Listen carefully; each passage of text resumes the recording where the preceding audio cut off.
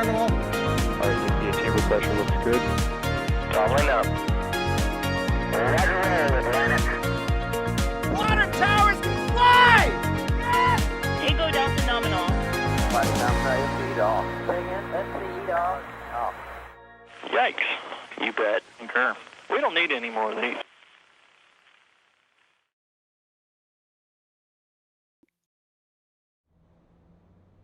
Good morning, everyone. Welcome live to Port Canaveral in Florida, where we are standing by for A Shortfall of Gravitas' first return to Port Canaveral with a booster on board. This is NASASpaceflight. My name is Thomas Burkhart, news director, one of the commentators for this morning's stream. You can see the tug starting to head out, and if I cue DOS correctly, he'll switch the camera view to see the booster on A Shortfall of Gravitas via another camera brought by Chris G out there in port. There you see it. Chris G, how you doing down there in Cape Canaveral? I am doing good. How are you this morning, Thomas? I'm doing well, and I believe we are also joined by Julia Bergeron out there at Port Canaveral. Julia, do we have you on comms yet? Why, yes, you do. Good morning, Fleet Geeks. Good morning, Julia. And a really quick check-in. I believe we've got Das back in the studio. Das, how you doing this morning? Thomas, the timing could not have been more perfect because as soon as I switched to it, it was immediately behind the fence pole. You know, I saw that. Yes, I it wasn't was. gonna, but it's fine. Everything's fine.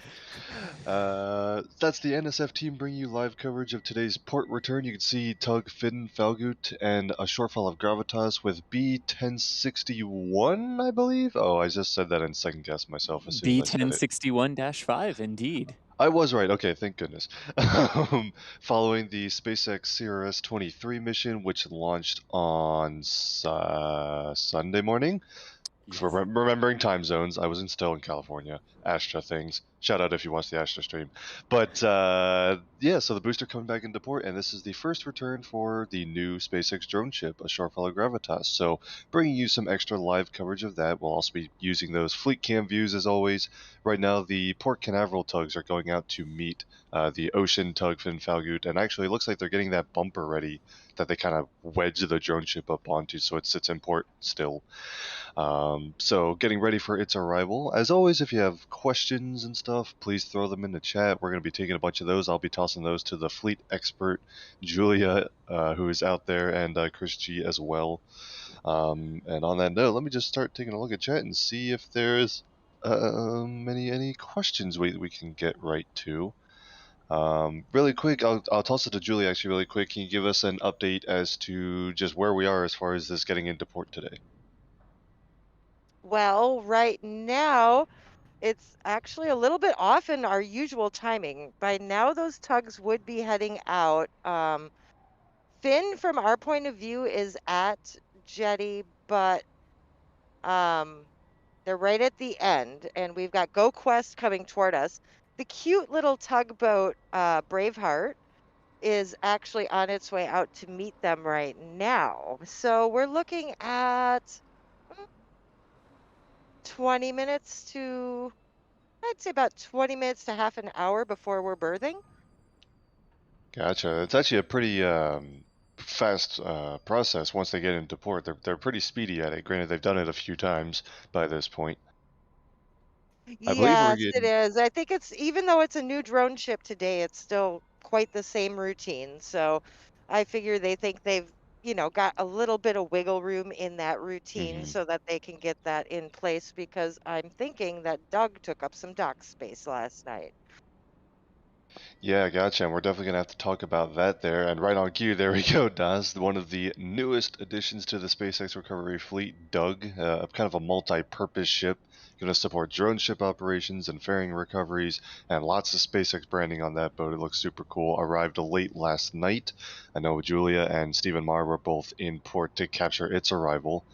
And so now it is berthed and ready to support missions before too long. Also, if we go back to Chris G's view, there's awesome Doug naming, and the other one is Bob, of course. There is Go Quest, which is the drone ship support vessel, and it looks like it is coming into port just ahead of Finn Falgut and the booster. That is... Yep, that is correct. We've got Go Quest, who is the veteran of the fleet, on its way in right now.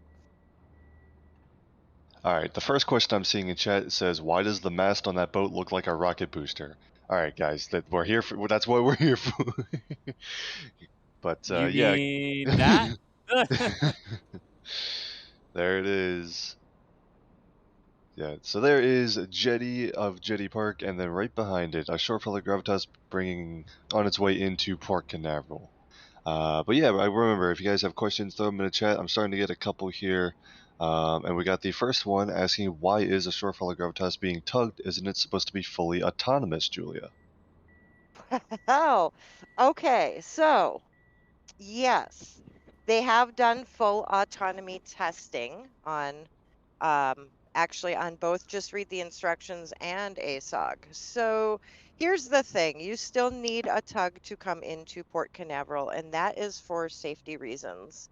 Um, a pilot will be boarding Finn Falgout, and they will still be guiding it in via tug with tug assist of the other tugs that are currently coming toward me right now. This is to protect assets, not only the people on shore, because if they should break tow and things would go astray, you now risk people, you risk the assets of the docks. Sometimes we have cruise ships here. So there's a lot that could get damaged should something go wayward. Not that we've seen it go wayward, but that is the general rule for vessels in this port. Gotcha. And I know we're going to be waiting. It didn't even do an autonomous trip like we're kind of expecting at some point for the CRS-23 mission. It was tugged all the way out and back, right? That is correct. So what we've noticed from tracking, and some of this you might even get to read in an article later today, but what I we've think you noticed from might. tracking, yeah, uh, what we've seen in tracking during these new sea trials is that yes, you have to have a tug to leave port, and you're going to still need that tug until about 12 miles out at sea. What happens after 12 miles out at sea is you have now passed the Gulf Stream. So the Gulf Stream is more dynamic. And at least for now, it appears that the Coast Guard would prefer that they remain under tug control until they get that far. After that, it seems like they have the option to go autonomous, but during this mission, tracking showed it seemed to have stayed with the tug the entire time. So what does that mean?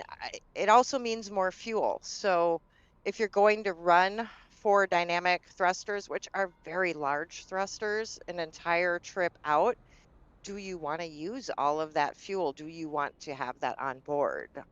Those are questions we don't know how to answer yet. So yeah. All very interesting and something that we'll be keeping an eye on because there's a lot of potential if those can go fully autonomous that kind of streamlines the recovery operations.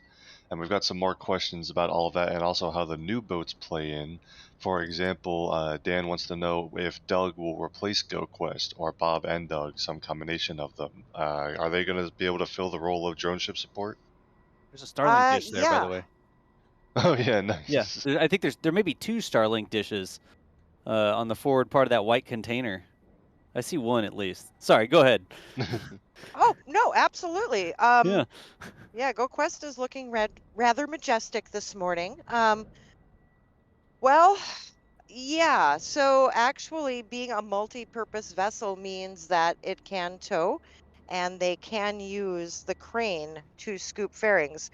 That means that our beloved veteran GoQuest very well may eventually not be a part of the fleet, and that I think is the goal, is consolidation. So less vessels, less crew to have to employ through contracts. And that's kind of sad for some of us who have been around for quite a while to possibly not have tugs, possibly not have GoQuest anymore, but there's plenty of crew space on vessels like Bob and Doug. So that is potentially the future with the fleet.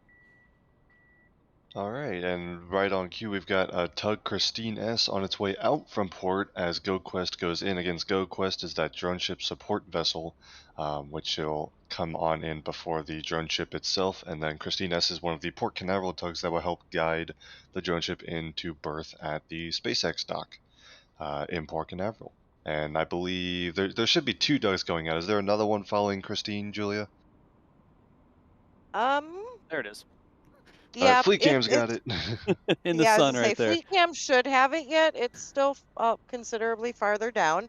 And Braveheart, our little tiny, not exactly a tug, more like a crew transfer vessel, Mhm. she's already out there. So It's a tug if it wants to be, Julia. It believes it wants to be a tug. It it wants aspires to to be be a one. tug, but fun fact, there's no AIS tracker on that one because she normally doesn't really go out in the ocean, Hmm. so she's not required. She's mostly an inland sea vessel. So yeah, she's you can't track where she goes when she leaves port.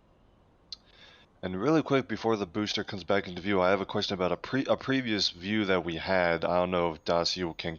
Are you okay with cutting Fleecam away from that current view for a second? Pretty though. Yeah, I can. It What is do we very want to look pretty. at? If you look back at the SpaceX port, we had a question about a potential Dragon capsule sighting, Ah, which we can Um, talk about that really quickly. yeah, I'll set that up real quick. Okay, thanks, Das. What we're going to see is a training article. I don't believe there are any actual Dragon capsules sitting in port right now, but there are lots of things that look like them.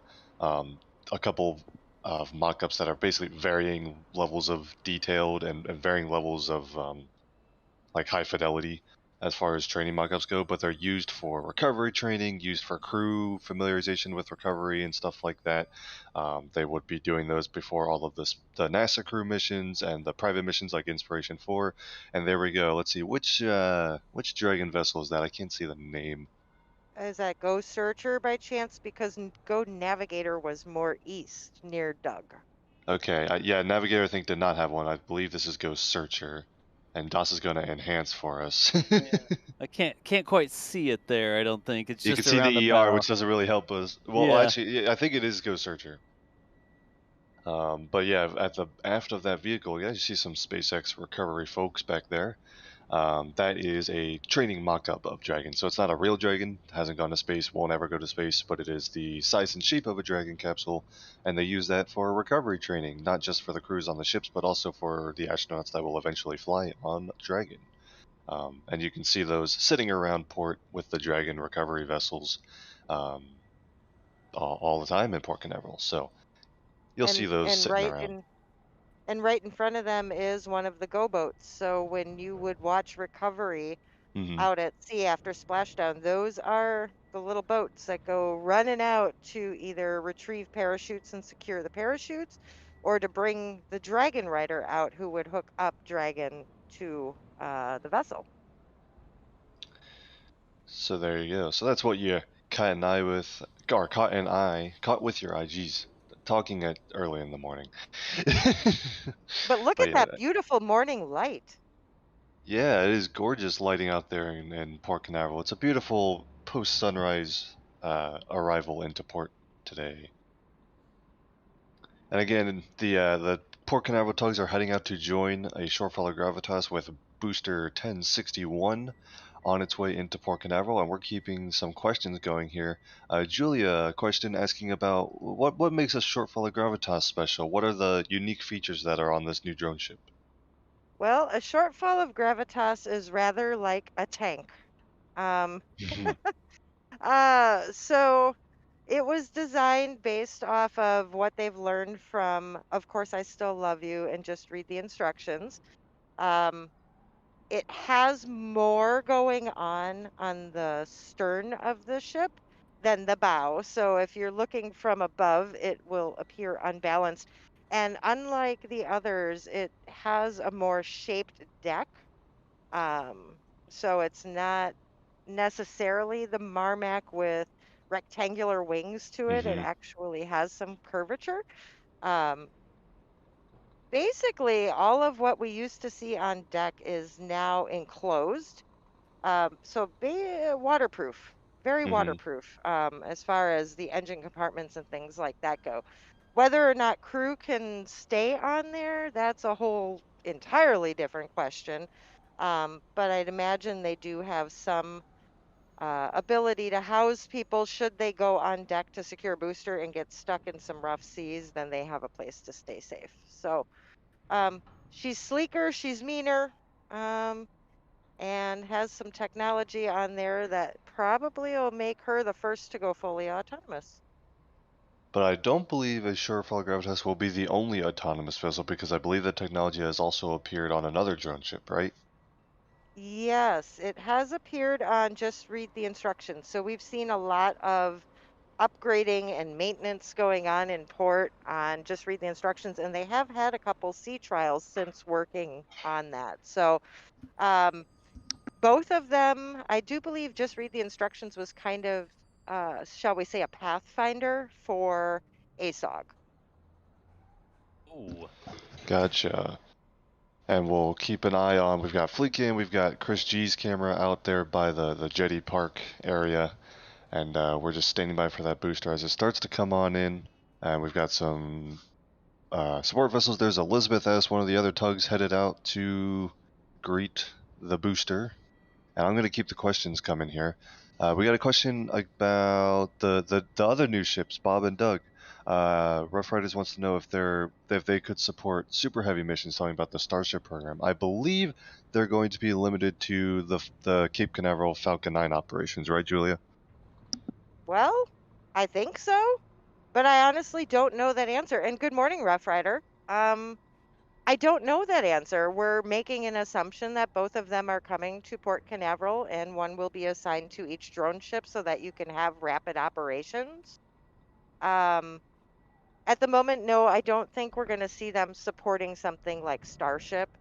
At most, maybe one would go to the West Coast to support Falcon 9, but as far as Starship goes, there are a lot of other ships in the Gulf that would be able to support those platform operations. So, not saying we won't see more ships in the fleet's future, and they'd be Starship specific, though. Okay, got it. And I know we are keeping an eye on Bob. Doug got into Port Canaveral last night, and we got some great pictures from Julia and Steven. But the identical ship, Bob, still at and I'm gonna pronounce this wrong. The port in Louisiana, Port which of Fourchon? course that's the one. See, you guys know how to pronounce it. I'll just leave it to you guys. I had to get some lessons from some Cajuns, but that one's Ah, Fourchon. there you go. And do we have any updates on the status of that ship? Obviously, that area hit hard by a hurricane very recently, so I know we're all very interested in any effects down there.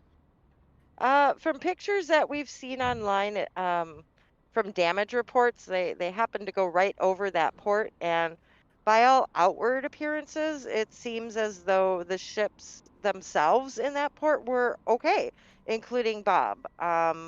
Some of the operations around them, not so much. A lot of buildings did lose roofs.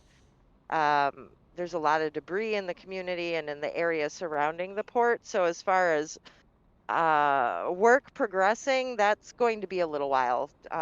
The shipyards have to do a lot of cleaning up before anybody's going to do some actual work on ships, I think. Okay, so and again, we'll keep an eye on that. That'll be something that we're at NASASpaceflight definitely going to keep an eye on, because those new ships are part of the kind of a new, like Julia said, consolidated and streamlined recovery operations for SpaceX. So we'll definitely interested in that, but of course also want to make sure that everyone down there is staying safe, and the best well wishes to everyone in the path of the hurricane, hoping for the best for everyone there.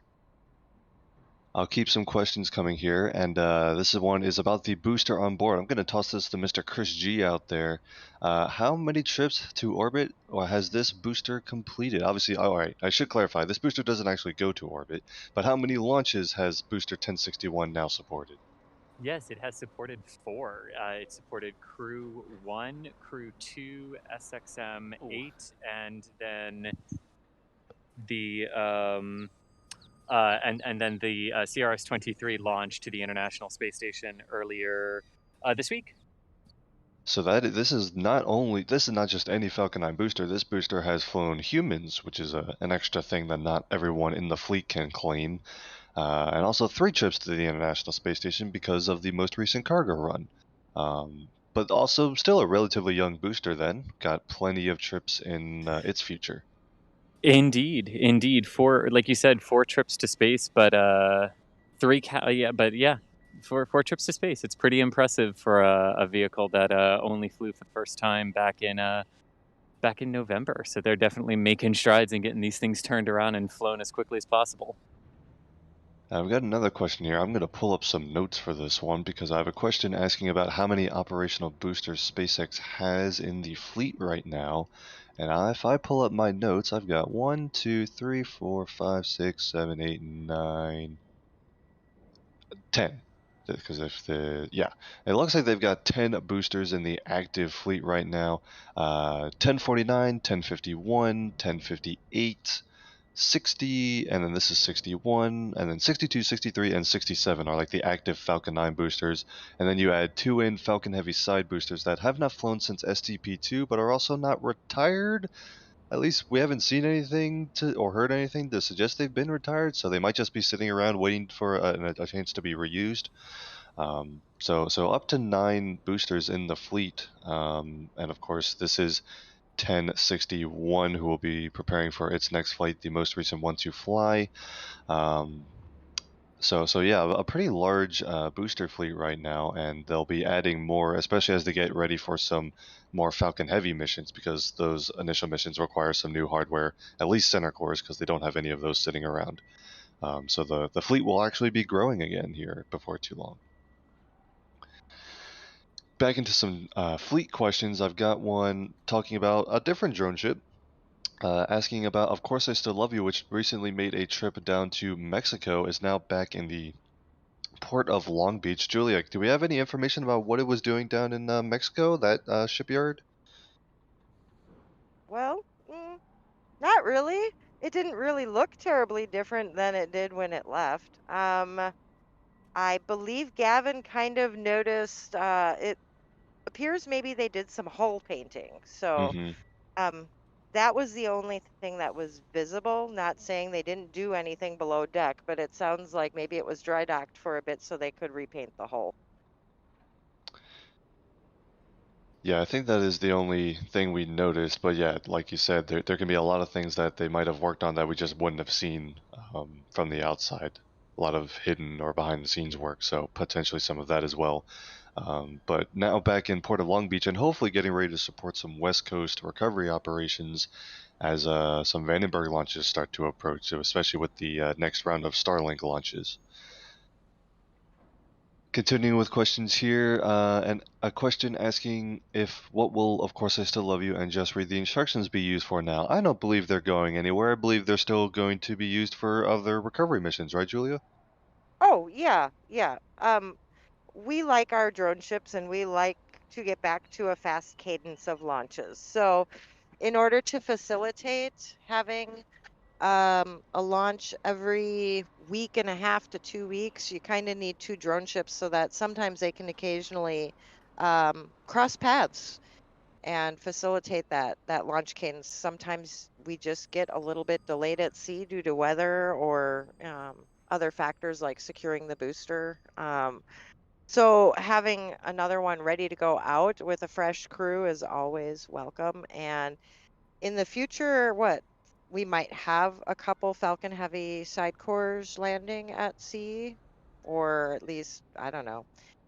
It gives them flexibility to not have to use landing zones 1 and 2 if they want to push a little farther out. So they're not going anywhere.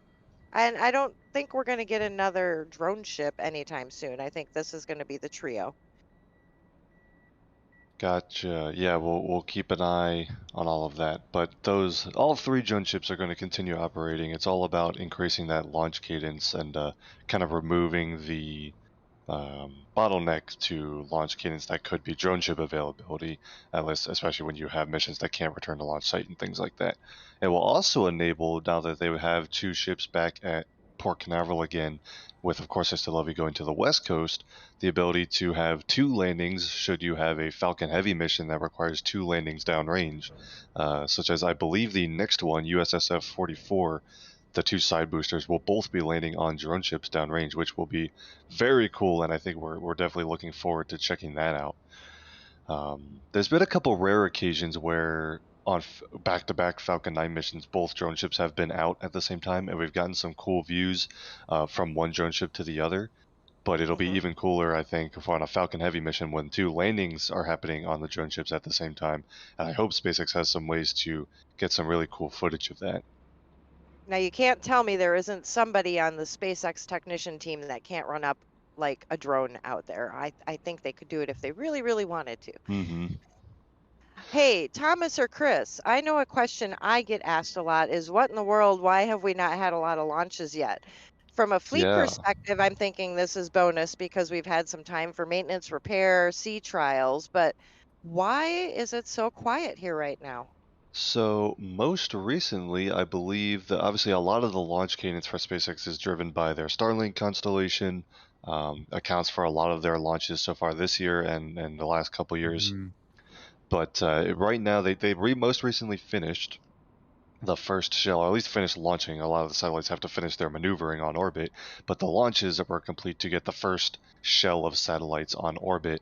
And as they are maneuvering to their operational positions, the next round, or the next shell of satellites, want to have some extra features, and some recent comments by Gwynne Shotwell said that they're hoping to make sure they have the inter-satellite links, the laser communication systems on those satellites, and it sounds like there's just been some delays in getting those satellites ready to go, and so they opted to wait to start launching the next shell until that version of the satellite was ready to be built and launched. But it sounds like we might be getting close to that maybe in the next couple months, and we'll see that cadence ramp back up. There's just also not a lot of external customer missions right now, so they had a bit of a lull in launches, but we just had the CRS-23 mission, and I believe next up will be the private Crew Dragon mission, Inspiration 4, which is no earlier than September 15th. I don't know if you have anything to add to that, Chris. The only thing I would add is that unlike some other space agencies around the world that have been affected by a liquid oxygen shortage for fuel supplies because of the need to treat COVID-19 patients, that has not yet affected SpaceX, but that potentiality is coming. Elon has talked a little bit about the potential for a lack of locks for some of the upcoming missions. ULA, though, has been the first U.S. company to be directly affected by a oxygen shortage for the COVID-19 pandemic.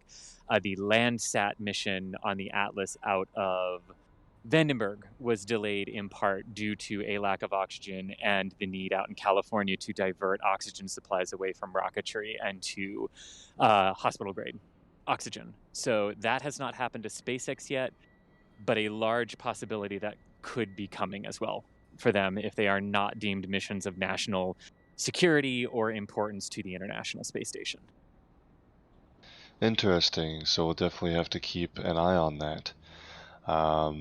Really quick, we've got an improving view of the booster as it gets closer and closer. This is a camera brought by Chris Gebhardt out there in the field at Port Canaveral, and it's gonna hide behind a telephone pole for a second. It's doing its best cartoon impression right now, yes.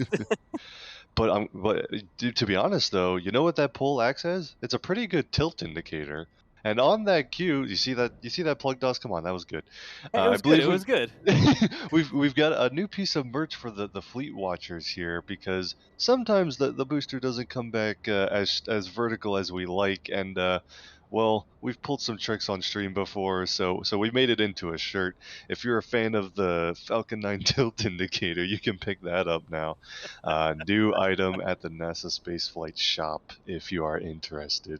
No one is going to know what this shirt means. Only the true fans will know what this shirt means. It's so good, though.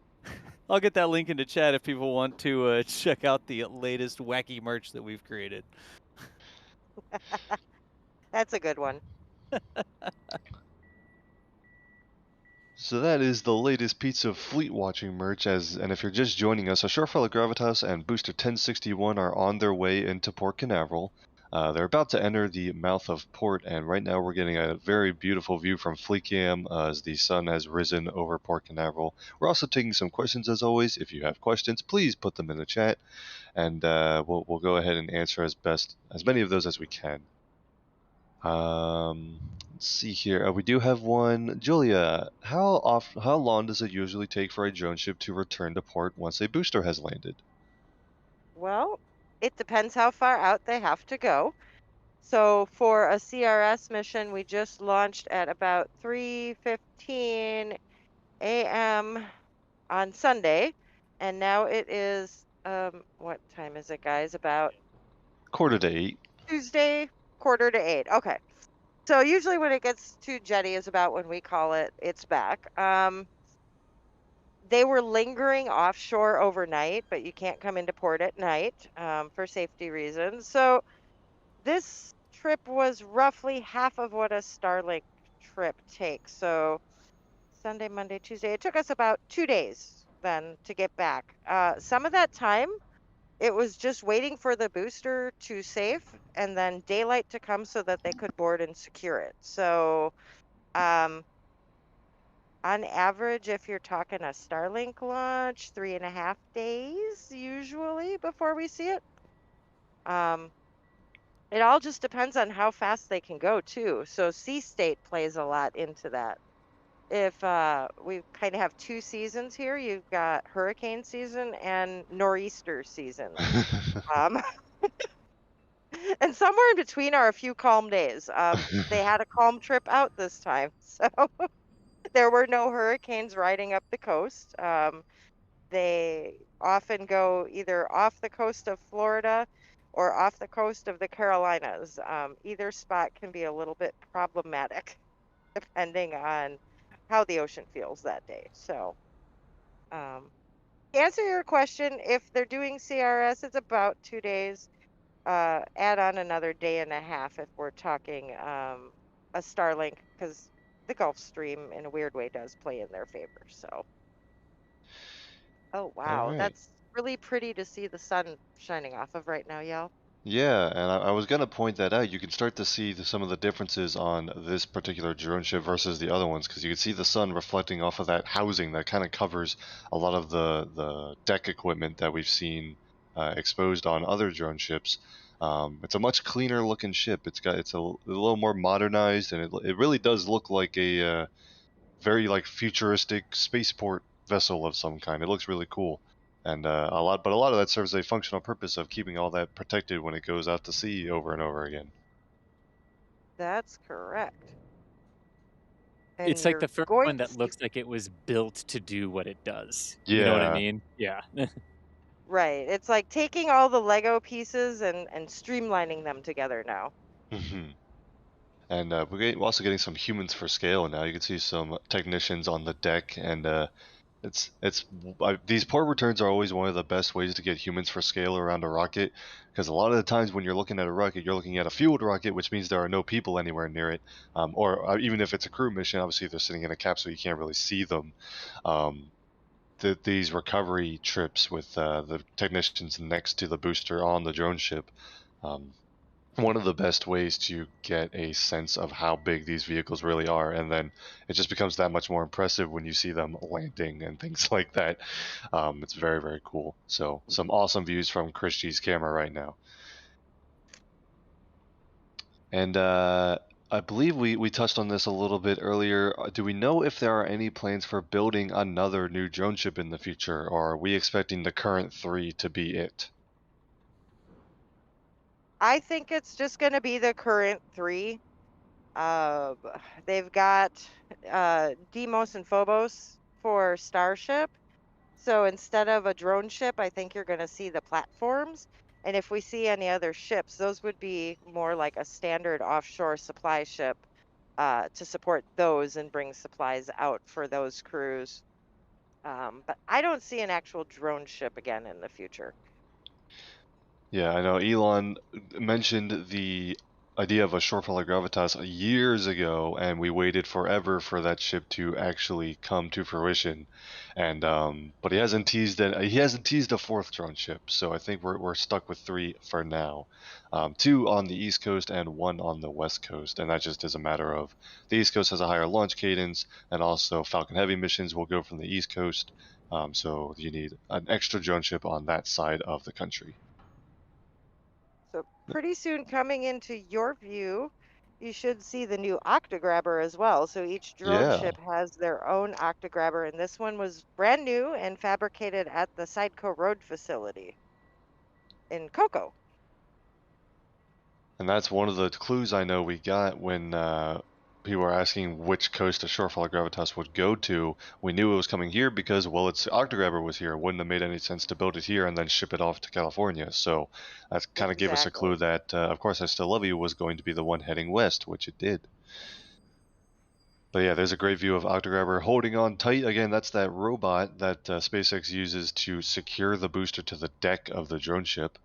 And especially useful in rough seas, or if the technicians can't get on deck, an easier way to secure the booster and help bring it in. Here's another question asking, what does fully autonomous means? Can it be given a command from port to go pick up the ship and return it without any humans on board? I don't know if it's that autonomous. Julia, you want to talk a little bit about that? I don't think it's that autonomous. I think there is still a combination, even when it is running on its own, I think there is still going to be a combination of human and AI. It's going to have to be controlled remotely, whether we don't know whether that's from a support ship or if that's going to be from Cape Canaveral or Hawthorne. There's a lot of seamanship questions, shall I say, that I have that go with this, because is the AI smart enough to know whether or not a ship that is signaling them or to pass, does a drone ship know what it means in that situation? I don't know yet. That's still something that we got to figure out through observation. Um, and maybe Elon will give some clues on that, but yeah, that's a hard one to say yet. Interesting. We're getting some really cool views of this booster. The lighting is kind of lighting up the side. We're now getting to see on the booster. You can see those 9 Merlin engines on the bottom, which have been fired likely multiple times. They don't always keep every engine with the booster it's on. Sometimes they swap those out. So, even though this booster has completed 4 missions now, those engines might have completed more or less than that. But many of them are likely reused. And that's a cool view of them sitting underneath the booster with some recovery technicians out front, and those big old landing legs as it sits on the deck of the drone ship on its way that is now entered Port Canaveral. What they'll be doing now, those Port Canaveral tugs, including the one right in front of us now, will help guide the drone ship into its berth at the SpaceX dock, where all of the other SpaceX recovery vessels are currently parked. We do have a question about the mission this booster supported, the SpaceX CRS-23 mission, which was a cargo dragon to the International Space Station, docked early yesterday morning, excuse me. And we do have a question about that because it arrived early to the International Space Station. Christy, can you tell us a little bit about how the heck that even happens? It did. It was about 45 minutes to half an hour early, wasn't it? From what they were saying. Yeah, so this is one of those things when you come to orbital rendezvous, right? Like, we're always really fond of saying like, oh, everything is very precisely timed in space. And it is, but vehicles that depending on how efficient they actually fly their Really quick, Julia, we've got a echo on your mic, Julia. Gotcha. So yeah, but they can be a bit early. It's not like landing or launch where you have to go at a precise time in order to rendezvous with something. Once you're already in orbit, you've got a little bit of wiggle room. And if the vehicles are really efficient in how they fly their profile and exactly what they're doing, and they don't have to stop at various waypoints to make sure that they're properly aligned or that everything is right, you can end up being early. The Soyuzes have been early before. They're usually about 5 to 10 minutes early. So like 30 minutes to 45 was a bit like, wow, that's early. But it's really just a testament to how smoothly the flight went and how little Dragon had to hold at various points as it approached to the International Space Station. Gotcha. Also, I'm going to... Dos, can we break out the tilt indicator? Because I'm looking at this view right now, and it looks like it might not be perfectly vertical, actually. Just like a little bit of lean. Give me just a second here. Let's see if we still have that up. Okay. Well, looking back at my pictures, it's possible it's not quite. It does look it like looks it's pretty leaning close. a little. Yeah. Also, Like, Christian, if I one can just get you to let check me. your focus really quick. Oh, the focus? Yeah, hang on. Yeah, just a little bit. Thanks. Okay. I'll keep some. Let's see. Probably got some more questions in here. Let's see. A really good question. Did they ever reuse the very first Falcon landing booster? No, the booster that was landed for the very first time on the Orbcomm 2 mission at Landing Zone 1 was not reused. They did a lot of inspections on that. They learned a lot from it, but it did not fly again on its own. It's actually currently on display at SpaceX headquarters in Hawthorne, California. So you can actually get it, and that's one of the. That's, I think, the closest you can get to a Falcon 9 booster, like from a public area. So if you're ever in that area, I highly recommend stopping by and checking it out. But was not ever reused. It's tough to do while it's moving. There you go. But yeah, see, it's somewhere between. It's like less than 5 degrees off, but. I'm working. We need an auto track with the camera, and then Yeah. the protractor will stay centered on Right. screen. Hey, that would be some good technology to build, right? You gotta get there with that. But Shameless plug for the tilt indicator shirt. There's now a shirt for this. If you understand what I meant when I said Is break there? out the tilt indicator, Yeah. head to NASASpaceflight.com shop, and there's a new shirt for that. Well, there we go. We're always ready for new shirts and new things. Another question here: are the drone ships strong enough to potentially support a Starship landing? I do not believe they are. No, I think the starships are a lot heavier than Falcon 9s.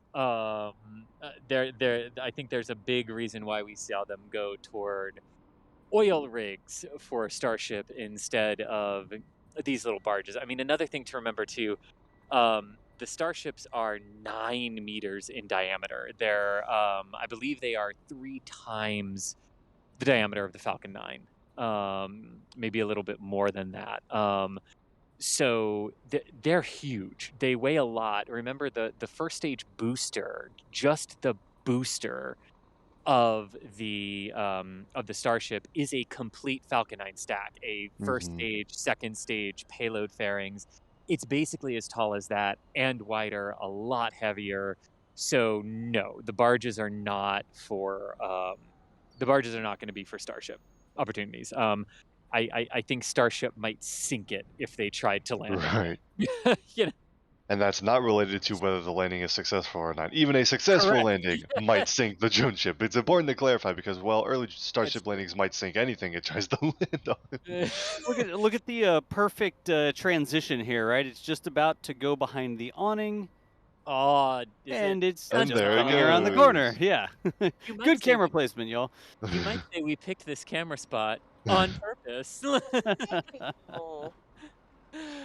But interestingly, okay, so we talked about drone suits for Starship, probably not going to happen. Although, if you had a very light Starship, I think it would physically fit barely on the deck. But yeah, we're talking about weight issues there.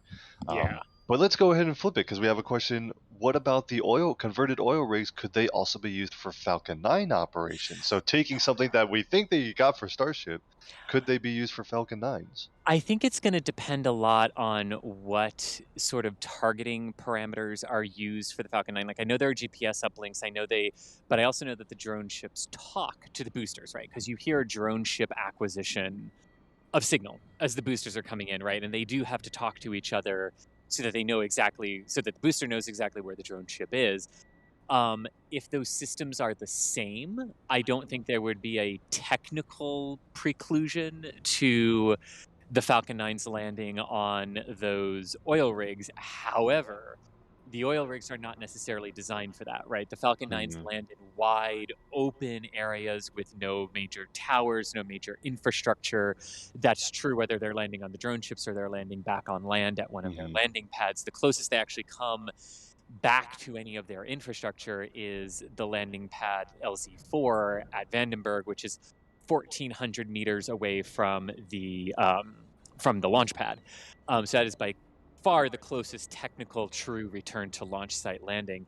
But the Falcons need wide open areas. They don't really land with a lot of obstacles, whereas the Starships are going to have, both elements of the Starships are going to have to navigate a tower and coming down to a hover next to things, having to avoid other hazards if they need to be caught by the arms. So it might not be that there's a technical reason why the Falcon 9s can't do it. It might be an infrastructure reason why those would not be available to them because of how their systems work, if that makes sense. Yeah, thank you for that, Chris. And before we're continuing to take some questions as it comes into Port Canaveral here again, this is the first port return for A Shortfall of Gravitas. I also want to just thank a couple quick people who have thrown super chats our way because we really appreciate the support. DYU, who is also plugging a GoFundMe by Julia to help people affected by Hurricane Ida. You can check that out on Julia Bergeron's Twitter at Julia Bergeron. Also, a thank you to Chris K and Tom in Space. Thank you all for your support, and thanks everyone for just tuning into this stuff. We appreciate you hanging out with us this morning. We have another question here about Falcon 9 recovery and fleet recovery specifically. Could it be possible for them to do more steps of their recovery process on their way back to port, such as folding the landing legs or even lowering it horizontal instead of waiting to get back into port, Julia? Well, um, I think I can take that one. I don't think I so. don't think so. Yeah. I'm looking at Chris and he's looking at me and I'm thinking it through my head and no, I don't think so because the Yeah. cap needs to be put on top in order for the Octagrabber to do any of those tasks. And even if we're going to play devil's advocate here, even if you had Doug next to ASOG, I don't think Doug's crane is quite that tall. That would So have been a no, cool I idea, don't though. think we can consolidate any more than we have already. And I think a big portion for that is even in calm seas, like even in calm seas out there, you do get some rocking, right? And that might not seem like a big deal, and it might be totally imperceptible to a person, right? But there's always some rocking, there's always some instability, and when you have a 70-meter tall booster on there, even though Octagrabber is grabbing it and lowering its center of mass down to the deck, we've seen them dance over that deck before. And we've seen some impressive saves by Octagrabber where like half the boosters off the side of the deck. So from that perspective, right, the landing legs also provide some stability while it's on the surface of the deck and during transport. So I don't think they would want to fold those because it would mean a slight reduction in overall stability of the booster on the deck. Yeah, that. But I'm now imagining, and I know this is completely infeasible for all the reasons you guys just said, but I'm imagining if there's a bunch of back-to-back launches, if you had a big ship next to the drone ship position that could go and pick up a recovered booster and just like lay it horizontal on its deck, and then you have another landing and another landing, and then you just bring a big ship with like a bunch of Falcon 9s just laying next to another into Port Canaveral, how cool that would look. But Well, hey Thomas, I had this crazy vision once. So, Blue Origin has a ship as well, right? Thank you, Dawes. You're welcome. and I played devil's advocate with one of their technicians, and I said, okay, so you've got this really cool roll on, roll off style ship. How cool would it be if you landed your booster on that deck and you had an aircraft style elevator like you would see on an aircraft carrier, and because of the way that ship is built, you could have a crane that would actually fold against the wall of the crew quarters, and you would swing that crane out. You could bring your secured booster horizontal onto a transporter, open up your aircraft carrier style elevator, bring it below the deck because you can now protect it from salt water, and then you get to port and you just roll it right off. How cool would that be? And I got to look and how like, quickly did they say no? I actually got the, me, and I thought, okay, well, maybe I'm onto something because that would be really cool. Yeah, they sealed off the stern, so I don't think anything's rolling off of that deck now. So, but I did get actually more of a versus a you're a crazy woman look. So, that's progress. That is Very me, interesting. what I would do if I had my own ship for a booster. There you go.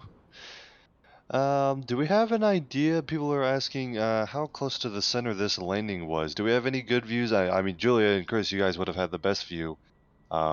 Do we know how was accurate of a close. landing this was? It was fairly centered. We don't have the aerial view, but from the actual landing footage of it, it was in the circle on the center of the drone ship, so it was fairly centered. Yeah, But let us caution you. it might not be It may have centered. been centered when it landed. Where Yes. it ended up when it was secured, because it was dark when it landed. Right. So they Mhm. can't go secure the booster until the fuel is vented off, any remaining fuel.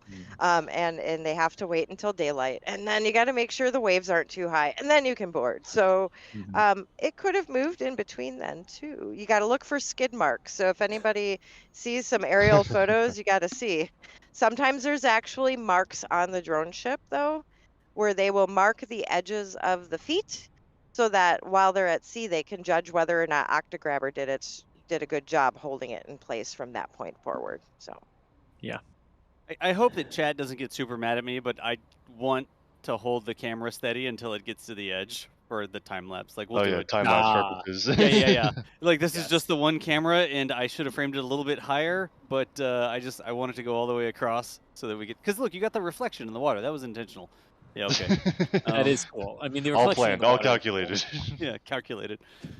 I'm not slacking on my job here. I will repoint the camera as soon as it gets off the edge here.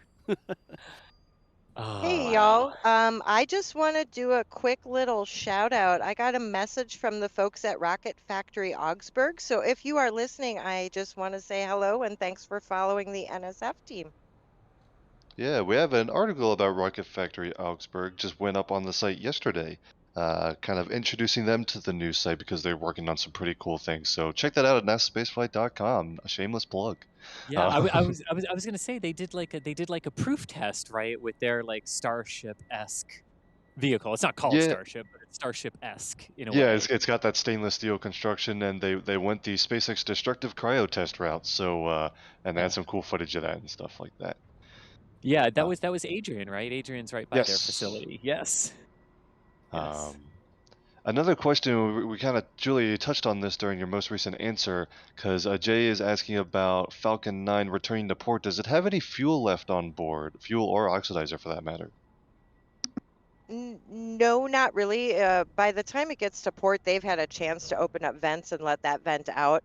Sometimes, though, when we are in port, we will hear a venting, and that is the pressurization being let go. So it's pressurized while it's out there to help keep it stable and secure. But it is not fueled anymore by the time it gets here.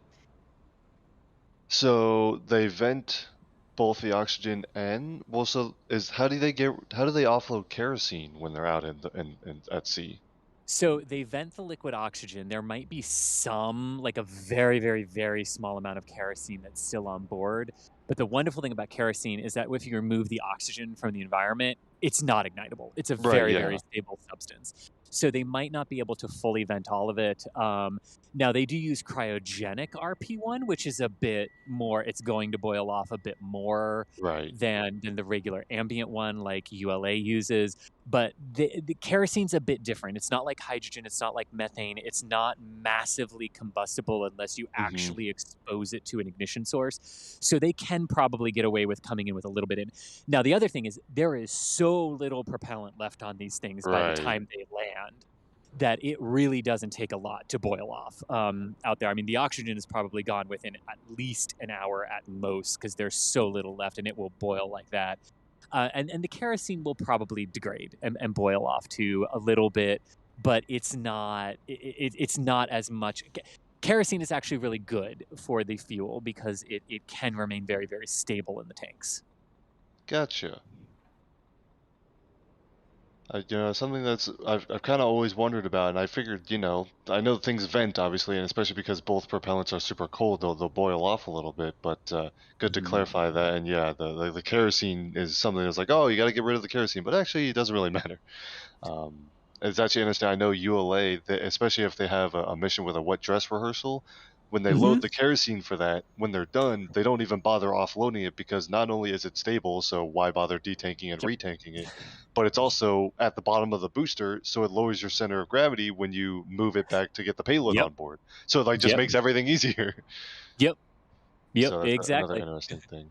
And that's why we can be out at the launch pad without signing away waivers of our lives when the Atlas is at the launch pad. Because 9 times out of 10, any time that we are at the Atlas pad... I think we might have lost Chris G there for a second. We Chris somehow G, lost we'll Chris get you back. G. I don't know how, because he wasn't touching anything. Alarm went off. That's why. My alarm Oh. went off. My to wake apologies for that. But yes, it is why when I don't know how much of that came through, but basically when we are out at the Atlas pad, it's always fueled with kerosene, and we don't have to sign our lives away to be out there with it. Even if but we're also staying out there with loaded SRBs, so that's a thing. I don't know. Yeah, they just kind of you sign that one waiver and you're good for the SRBs for life. Anyway, some more questions here. We got another question about A Shortfall of Gravitas. Are there any Starlink terminals on board? Have we seen any Starlink antennas on there? On A Shortfall of Gravitas? Oh, yeah. There was at I got to look at my pictures. I thought I saw at least 2. 2 or 3. They were pointed straight up when I took my picture. There were 2 or 3, and we not only saw them this time, but we saw them on the on that video that SpaceX released, like the big promotional, like introducing A Shortfall of Gravitas. They were on there then too, but there are definitely Starlink dishes on it. Yep. I'll find them in just 1 second here. I think they're on the back, the aft portion of it. Mm-hmm. I'm almost positive when they start to bring it in. I found my picture. Ha ha ha. I see. Oh. 1. Okay, I lied. There's a whole lot of equipment up there, though, by that nav pole. I for certain see 1 pointing straight up. I got Doug in the background there. That's cool. Yeah, that's a cool shot. That's a good leaf. I don't know if I realized. Shot. There's a good sentence. I know we had the big X logo on the front. It's on the other side from this view, but I didn't realize they put the SpaceX on the crane too. Lots of SpaceX branding on that ship. I was gonna say, yeah, is that on the ship or is that a building behind it? It's the crane, isn't it? It's the crane on Doug, yeah. Yeah. They like putting the SpaceX logo on cranes. They do like doing that. Well, hey, now that the boats are theirs, right? Let's put the logo on it. So good. That's also such a weird, like a size comparison for the drone ship. Like that containerized section is pretty tall.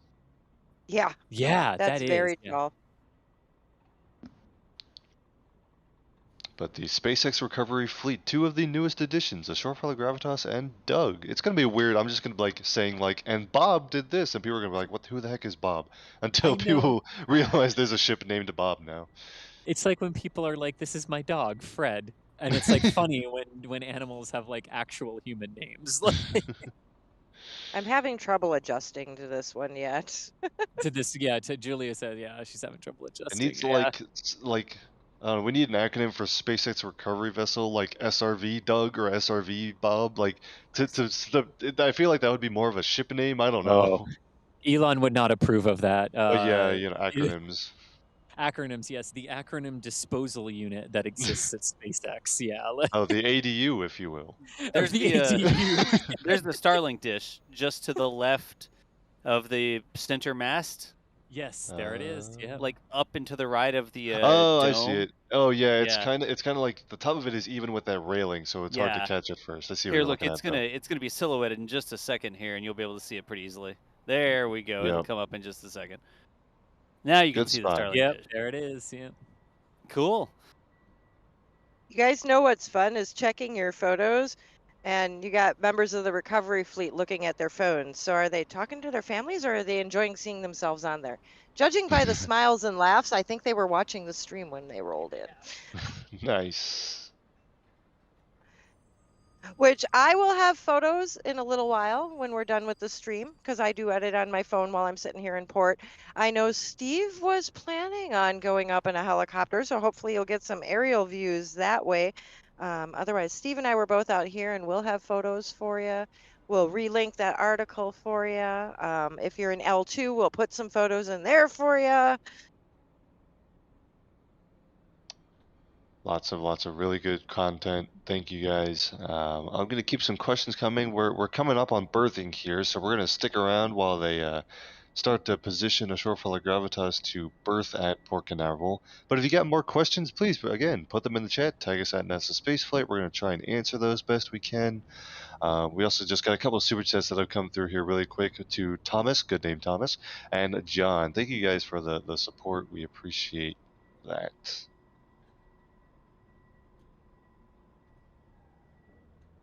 So if you're just joining us, A Shortfall of Gravitas has returned to Port Canaveral with a booster on board for the first time. Booster 1061 completed its 4th mission, the SpaceX CRS-23 mission to the International Space Station, a cargo mission. That Dragon spacecraft arrived at the station yesterday morning and will be on station for a little bit over a month, I believe, as the crew offload all of its cargo, its supplies, its science experiments, things like that.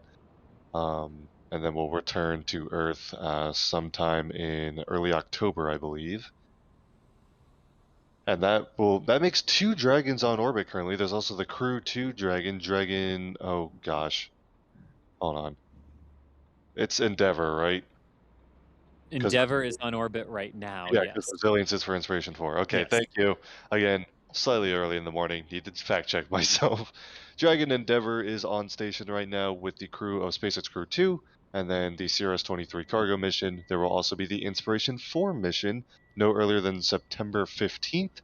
We'll make 3 Dragons on orbit. Will that be the first time there are 3 Dragons on orbit? Probably. I believe so, because cargo missions have not overlapped, and they certainly have not, and therefore they have not overlapped since the crew flights began. So right. And yeah. right now, because you can't have more than 2 of the new Dragons on station anyway, because there's only of the 2 ports like that. And you can only have 1 Dragon before. So yeah, this will be the first time that 3 are there together. Yeah, Endeavor. Well, 3 are in space together. Yes. Endeavor and C203-2, the cargo Dragon, will be there together. But then Resilience will be in orbit. Free flying. So yeah, free flying. Yeah. And fun fact on that one, for those of you who remember a decade ago, there is no contingency crew support for Inspiration 4. It is a free-flying mission, even though it is launching into a 51.6-degree inclination orbit toward the International Space Station. That is almost entirely for crew abort capability up the east coast of the United States and off the western coast of Ireland in the Atlantic. They are not going to the International Space Station. They are going to about a 590-ish kilometer high orbit, which is about 200 kilometers higher than the International Space Station. They are not trying to launch to rendezvous with it.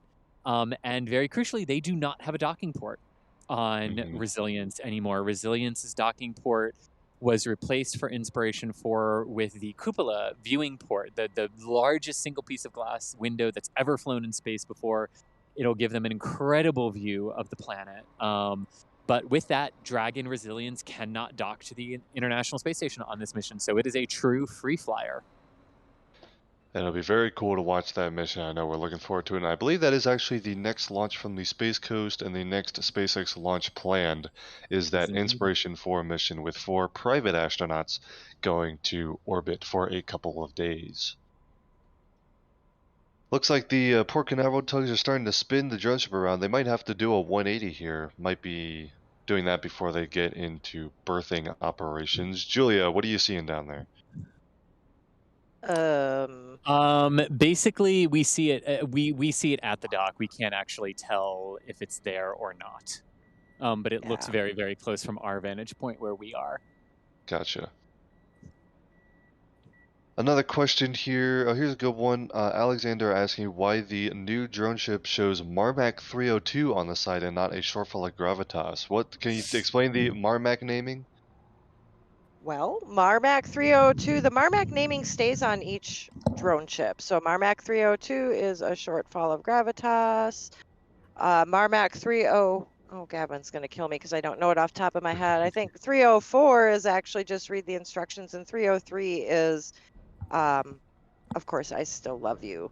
If I have that wrong, please just go to spacexfleet.com and Gavin will have the totally correct information on there. But they have never put the names of the drone ships on the vessels. They have remained Marmac as far as that identification goes. What I'm curious to see, though, is what will show up on AIS tracking when the drone ships do become autonomous. Because once you are an autonomous vessel, guess what? Haha, we have to be able to track you. We meaning the Coast Guard. And they are required to have that. So if she's going to, shall we say, free float and not have a vessel nearby, then there will be a tracker. And what that tracker is named will be interesting. Definitely. And like we like to say, we like to watch the fleet. It gives a lot of insight into the launch schedule and things like that. So we like to keep an eye on that best we can. Can I just take one moment for a shameless little plug? Yes, you can. All right. I know it was mentioned in a super chat earlier, and thank you for sharing. I am doing a fundraiser, and we've already raised $440, you guys. So thank you so much for your contributions. You can find the link on my feed.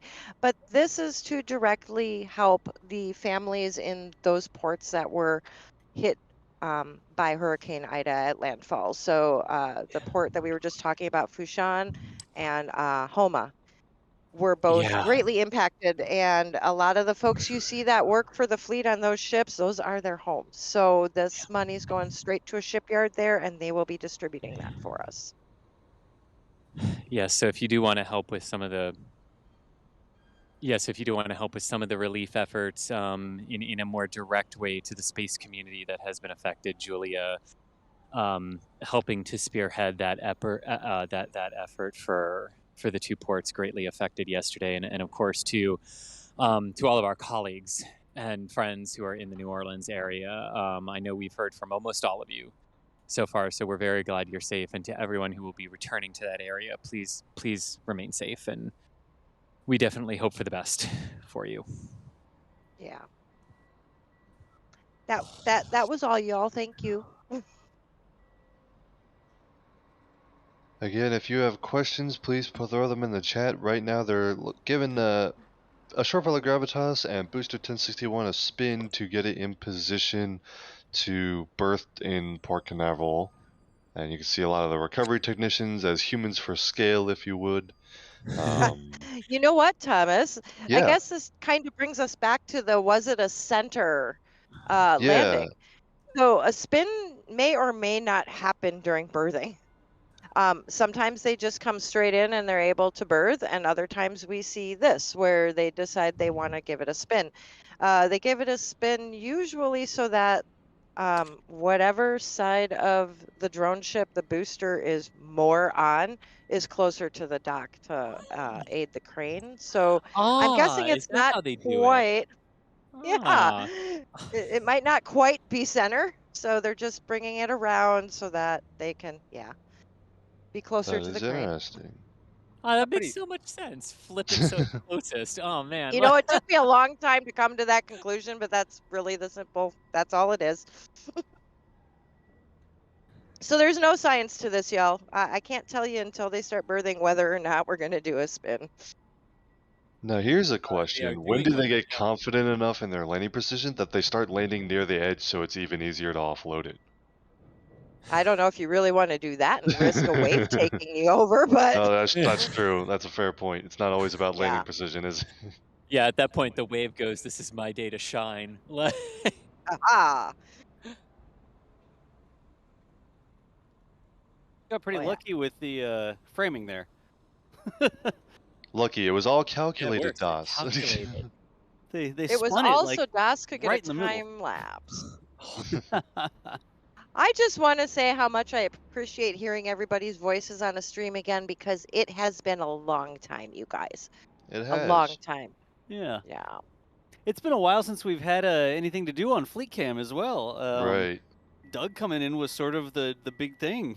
And everything else was like, go, coming and going. Yeah, they're doing something on the deck. I don't know what they're doing. Yeah, I mean, there's a lot of equipment there. Yeah. Yep, but it's good to have a booster back in port again, I think.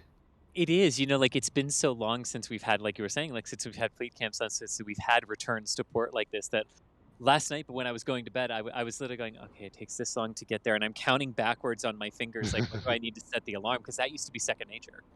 Like, it has been a while. Yeah. Yeah. Hey, really quickly here, I think we might have another NSF voice joining the comms here really quick. Another fleet expert. Gavin, are you with us? Check, check, 1, 2. Hello? Hello, Hello. Gavin. Hello.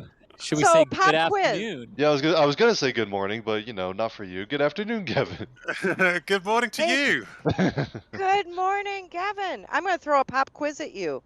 Okay. What Marmac number is each drone ship?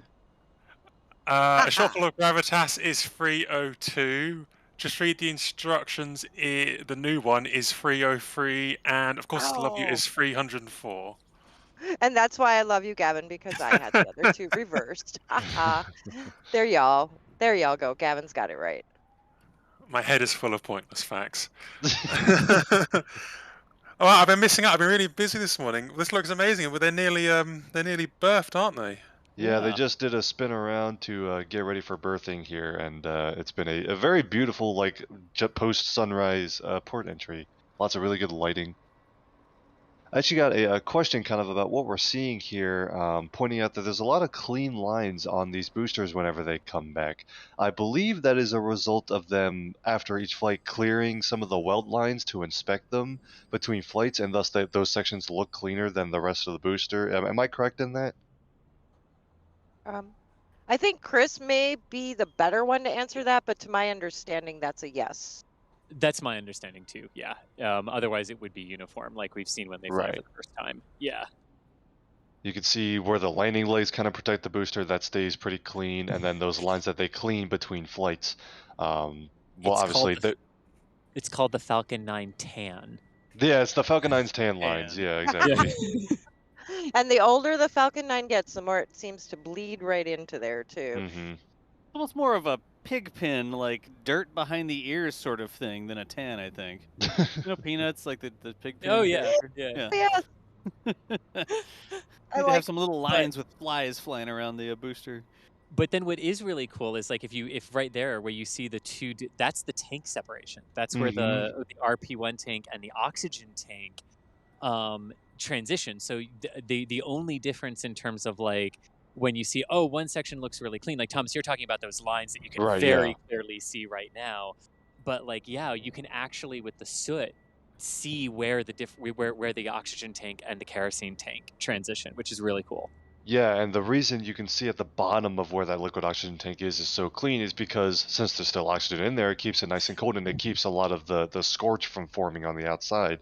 However, as you get towards the top of the liquid oxygen tank, it gets scorchier again because there's no liquid oxygen up there because the tank was mostly empty. And kind of the same thing with the kerosene tank on the bottom. It's a very cool thing that you're like, what's with the reentry patterns on it? But when you think about it, that's why it's like that. It's kind of cool. And we like reentry patterns on vehicles. Yes. We like seeing the battle scars of what they've done in their lives. Yes. We have a question. Cringe. I was going to say, I kind of cringe when somebody says, why don't they clean the booster? And I'm like, I know, you want to, like, clutch your heart and go, and start fanning yourself like a Southern belle. Right? A question asking if this booster has the NASA worm logo on it. This is not the NASA worm logo booster. This is 1061, which supported the Crew 1 and Crew 2 missions, so it has flown humans, but it was not the Demo 2 booster, which had the special NASA paint job on it. Yeah, something happened after that mission because SpaceX doesn't want to get rid of it, obviously, because it's wasted time to try to get rid of it and wasted effort. However, it keeps launching non-NASA missions with NASA emblazoned on the side of it. So we did see a change. The crew flights do say NASA on the second stage and on the Dragon capsules.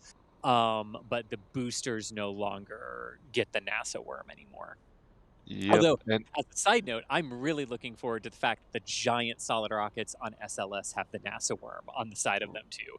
That is just going to look so cool. And can we please just keep putting the NASA worm on boosters when applicable? I would love that. Yeah. Meatball logo gang. Sorry, just gonna have to put that out there. Look, okay, wait. You can see into the garage. Let's avoid that topic. You can see into the garage. Yeah, that's where Octagrabber comes out of to grab the booster. Also, I'm gonna point out in the background, you might spy a certain orange tank and booster combination once this booster gets out of the way. There it is. See if you spot that in the background. Look at that. That is the Kennedy Space Center Visitor Complex, which has a shuttle external tank and booster stack just peeking out behind a Shortfall of Gravitas there. That was kind of cool. You know.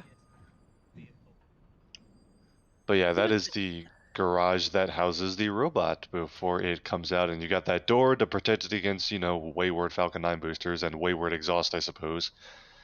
And then the robot comes out and grabs onto the booster and helps secure it, and you get a very cool view into that. Another part of just A Shortfall of Gravitas looking so much sleeker, so much more futuristic. Indeed. I mean, it's just, we said this for the beginning of the stream, but it's worth saying again, like, it's the first one of them that looks like it's purpose built to be something with space. Like, it just looks like it's a tank built to catch these things. You say it looks like a tank. You know what it looks like to me? Yeah. The Monitor of the Merrimack. Thank you. I wanted to say that, but I wasn't sure which one they were, so I didn't want to get them wrong. But yes, the old Civil War battleships. The ironclad ships. Yes. Yeah, it looks like an ironclad, actually. That's a good analogy. Yeah. All the way down to those like blast door type doors. Yeah. Huh. Very cool, y'all. Yeah, but a good thing about that garage too is it, in addition to what you were saying, Thomas, with wayward Falcon 9s and exhaust and things like that, it's also wonderful and very good protection from the corrosive saltwater environment of the port and the ocean when they're out. So Octagrabber is another one of those pieces of equipment that dives inside for saltwater protection when it's not needed. Mm-hmm. And there you can see that Marmac 302 on the side, which was the original name of the barge, which became A Shortfall of Gravitas. So that stays on the side of the ship, even though its name is more effectively now A Shortfall of Gravitas. You know what, Thomas? Which reminds me, this was the last of this class of Marmac barges. So as far as the will there be any other drone ships questions, no, not if they're going to be based off of a Marmac. There wouldn't be. Yeah, there's only those exact 302, 3 and 4. So the rest of them, there are loads of other Marmac barges as far as I'm aware, but they're all different shapes and sizes, aren't they? So they'd have to look to do something different if they wanted any more. And the flight rate, I just don't think they need it. No. Out of here, they really only need 2. Yeah. I mean, surely SpaceX has reached its peak. You'd hope. Well, at least with the Falcons, you would hope. Yeah. Yeah, exactly. I think the future is going to be more platforms and your standard supply ships that go with them for Starship. Platforms or a lot of launch sites on land near the ocean. Yeah. There'll be a lot of platforms. Yeah. So in the meantime, as they are approaching berthing here in port, I believe we got some other visuals to show of this morning's booster return, courtesy of Stephen Marr, who actually took an aerial approach to photographing A Shortfall of Gravitas with booster 1061. This is a tweet from Stephen just now, and look at those gorgeous shots. Steve, wow. He was on I know exactly which helicopter he was on. He was on the first one. He was the first one. He was the first one, because when it went out, I almost said on air, "Oh, I wonder if that's Steven." Yeah. There's also another image and a follow-up tweet that is also really good, and I think might answer our center of the drone ship question. Whoa! Look at that. That is perfect. Well done. I don't know. That one leg is on the yellow circle, guys. They've got room for improvement. 10 points reduced from Gryffindor. Yeah. SpaceX fanboys. Oh my gosh, it's perfect. Look at it. Yeah, okay, look at the leg. Come on. That is crazy. So there goes my, I don't know why they spun to birth. Forget everything I said, because it was better. They wanted to show off, Julia. That's all. That's all. Yeah, exactly. Yeah. Very cool. That's awesome. And look, I mean, but you can see what I love about this picture more so is like when we get the aerial shots of just reading the instructions, and of course I still love you, right? It's kind of hard to tell which booster did which burn mark, right? Because as they Right. cumulatively develop, right, they too bear the scars of the landings. But what I love about this is it's new, so you can see how like the scorch marks were affected. You can kind of see from this the angle that it was coming in because we talk a lot, right, Thomas? We talked a lot on the broadcast for the launch that they don't target the drone ships to begin with, right? That they're actually Right. targeting a few hundred meters away from the drone ship, and then they alter and adjust their course once the landing burn begins. So that way, if the landing burn fails, they do not impale the drone ship like some of the earlier wonderfully how not to land an orbital class booster clips that SpaceX put out. But you can see that here very clearly of the sort of the still horizontal translation of the booster as it comes into the drone ship. Really, really like that on this shot from Steven. Nice, Daz. It used to be red. What It it used white to a couple be. Twitter releases changed ago. so many things. It's all geez. Oh, I different now. know. I don't like the new color scheme. I don't like Yeah, change. I don't know what happens. It says like unlike, and I'm like, but I just liked it. I don't know Well, what's going on. and the way the button now appears when you follow someone makes it look like you don't, so you want to go Right. hit it. It's not a good user interface. No. When edit Anyway, button. Twitter rant aside. Still win on that edit button, Twitter. That's all. Yeah. So actually, it looks like they're getting pretty close to berthing here. We have our own tilt indicator. It's the towers of the cement. But Yeah. Yeah. Yeah, we really do. We really do as it disappears behind them from our vantage point here. Yeah. Actually, yeah, I can't even see it anymore from our vantage point. It's completely behind the cement towers. Yeah. Wow. Yeah. Yeah, it's coming up. It's not quite berthed yet, but they're pushing it up onto the wedge there. Yeah. Got a couple Which, questions yeah, that thank have. gosh for the preview on the phone. Yeah. Of what we're broadcasting. We've got a couple questions that have come through here, talking about those new Bob and Doug multi-purpose ships, asking, are they also going to be able to replace Go Searcher and Go Navigator, the Dragon recovery ships? Gavin, maybe? No, they shouldn't replace the two Dragon recovery ships. Simply for the fact that those ships have all been outfitted, for specialist operations. They've all been like NASA certified for their astronauts. They're not going to, at this point in the process, start randomly changing ships. Plus, Dragon Recovery runs its own separate program to what Falcon 9 launchers are doing. So Bob and Doug could be out doing fairing operations, and meanwhile, Searcher and Navigator are somewhere else doing Dragon Recovery. So those two programs don't run at the same time. They run in different places. So you need to have different ships for those, essentially. So it's a separate entity. So the answer to that is no. Yeah, and I think the first point, I'm just going to hit that first point that you mentioned, Gavin, a little bit more there. Searcher and Navigator, like you were saying, like they're NASA certified because when crews come back from missions, one, you never quite know how you're going to readapt to gravity after 6 months. So there's always the possibility that you could have gravity readaptation problems, which require medical facilities, which are on those ships. It is also possible there could be injuries during the landing process, even though we take great steps to avoid that.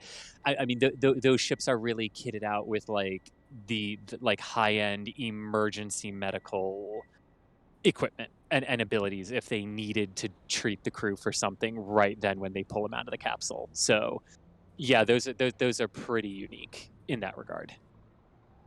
Yeah, I just went back and looked through my notes, and SpaceX has been doing like demonstration trials and certifications with NASA for those ships since 2018.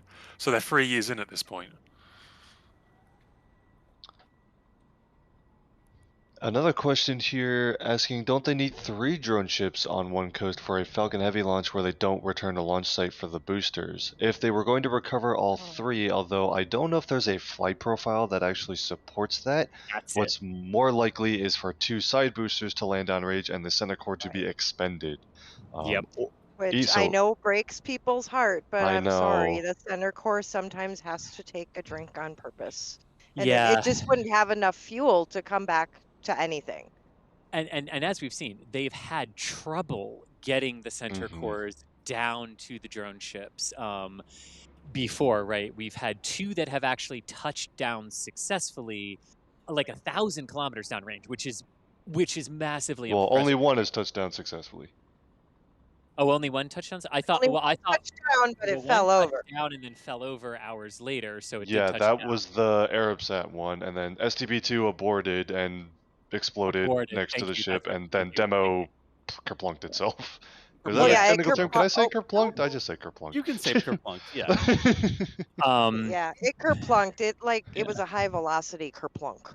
Yeah. There you go. Nice.